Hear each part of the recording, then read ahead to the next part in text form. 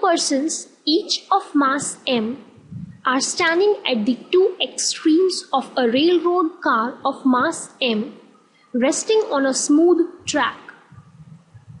The person on the left jumps to the left with a horizontal speed v with respect to the state of the car before the jump. It is like this. Thereafter, the person jumps to the right again with the same horizontal speed u with respect to the state of the car before his jump. So it is going to jump like this. Find the velocity of the car after both the persons have jumped off. Now here also the velocity of center of mass is going to be 0 because it was initially at rest. So once this person jumps off, because it is jumping with the velocity of, they are saying same horizontal speed, so this speed are basically given u in both the cases.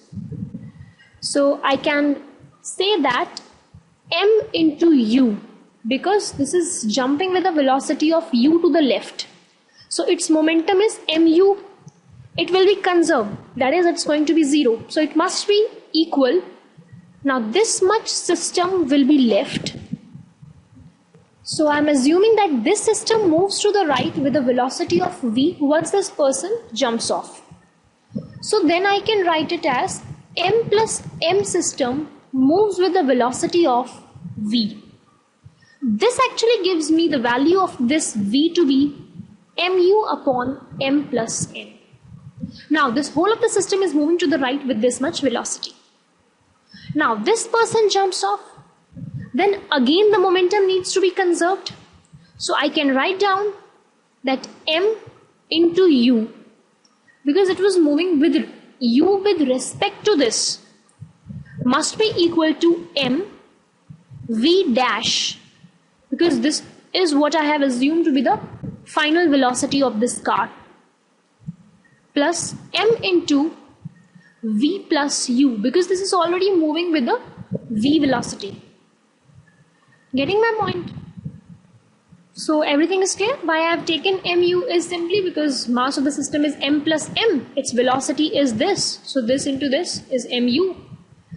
And after the person jumps off, then the capital M will be having the velocity v dash, and the small m will be having u plus v, because it was already moving with the velocity v. So I can calculate mv dash from here to be mu minus this, that is minus mv, and that is actually minus m square u over m plus m, because we are having the v value to be this. So simply I can calculate v dash to be minus m square u into capital M into m plus m.